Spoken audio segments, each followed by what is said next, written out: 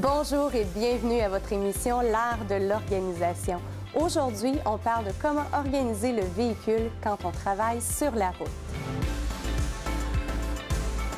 Nous voici rendus à la partie où on parle des zones. Et oui, dans un véhicule aussi, il y a des zones. Pourquoi est-ce qu'on crée des zones? En fait, c'est pour réussir à bien se retrouver dans notre véhicule.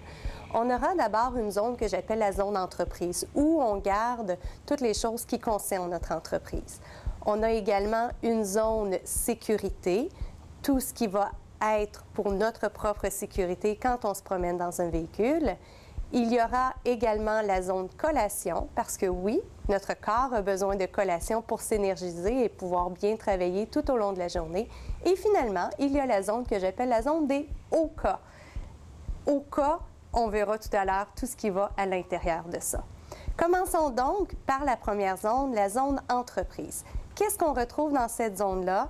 On retrouve nos dépliants d'entreprise, les cartes professionnelles qu'on peut avoir, nos dépliants publicitaires. C'est le genre de choses que moi, je recommande de toujours avoir dans la voiture. Il n'y a rien de plus fâchant que de se rendre à un rendez-vous d'affaires ou une activité de réseautage et qu'il y a quelqu'un qui vous sollicite votre carte professionnelle et que là, vous dites « Oh, j'en ai pas avec moi ». C'est tellement simple quand on en a dans le véhicule de pouvoir les entrer à ce moment-là, à l'intérieur, là où on a affaire. Parlons sécurité maintenant. Pourquoi?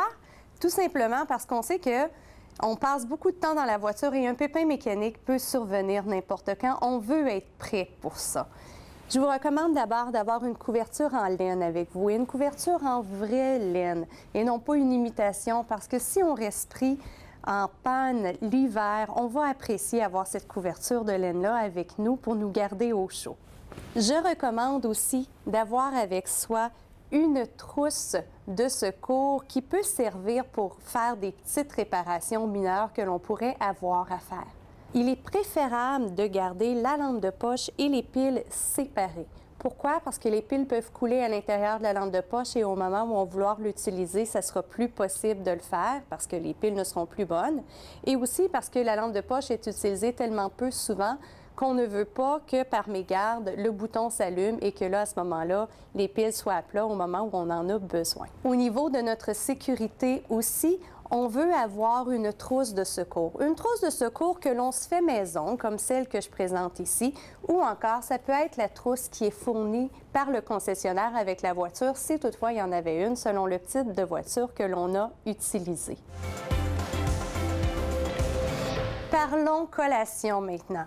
Les collations, c'est ça qui va faire en sorte que vous allez avoir l'énergie pour bien effectuer votre travail toute la journée. Souvent, on les met de côté, on n'y pense pas. On arrive en milieu, fin d'après-midi et on manque d'énergie. On se demande pourquoi. Notre corps en a besoin. Pour bien pallier aux accidents qu'il pourrait y avoir selon nos collations, moi, je recommande de toujours avoir dans le coffre à gants de la voiture des serviettes de table. Des serviettes de table qui vont être beaucoup plus épaisses que des mouchoirs, par exemple. C'est sûr que si on est mal pris, les mouchoirs peuvent faire aussi, mais les serviettes de table sont plus absorbantes. Un dégât de café, un dégât de jus, c'est vite arrivé. Au moins, on a les serviettes de table pour se dépanner. Nous terminons avec la zone des hauts cas. Au cas où j'en aurais besoin, c'est ce que ça signifie. D'abord, un sac en tissu. Un sac en tissu, ça peut servir pour à peu près n'importe quoi. Toujours bon d'en avoir un plié quelque part dans un compartiment de la voiture. Des papiers mouchoirs. C'est un must dans le véhicule. On ne peut pas rouler sans papier mouchoir. On en a toujours besoin à un moment ou à un autre. La pire chose qui pourrait nous arriver, c'est que notre cellulaire arrive à plat au courant de la journée. On s'en sert tellement souvent. Donc, d'avoir un fil de recharge, un différent de celui que l'on a dans la maison pour pouvoir justement le laisser en permanence dans le véhicule avec ou sans la prise 9 volts, dépendamment si on en a besoin ou pas dans notre véhicule. Ça peut paraître drôle à dire, mais pour les dames, une paire de bas de nylon en extra, une maille dans un bas de nylon, c'est pas chic.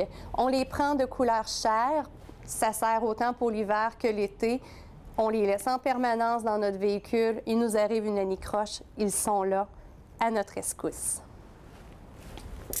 De la monnaie pour le parcomètre, vous allez me dire, oui, ils acceptent les cartes, etc., mais il arrive parfois que l'hiver, c'est gelé ou pour peu importe la raison, la carte ne fonctionne pas. Si on a de la monnaie, ça peut nous dépanner. On en garde toujours donc avec soi. Un calepin pour prendre des notes avec un crayon de plomb. Pourquoi un crayon de plomb? Parce qu'un stylo, ça gèle l'hiver, l'encre qu'il y a dedans. Crayon de plomb, c'est toujours efficace, c'est toujours bon à tout moment. On l'aiguise une fois de temps en temps et on est correct à ce moment-là. Des cartes papier. Là, vous allez dire, je fais vieille, je fais pas techno, écoute, il y a des GPS et tout ça. Oui, mais si la technologie fait défaut, d'avoir des cartes papier comme ça n'utilise pas beaucoup d'espace. On le range dans un endroit hors de notre vue. Et si on en a besoin, au moins, on a un extra.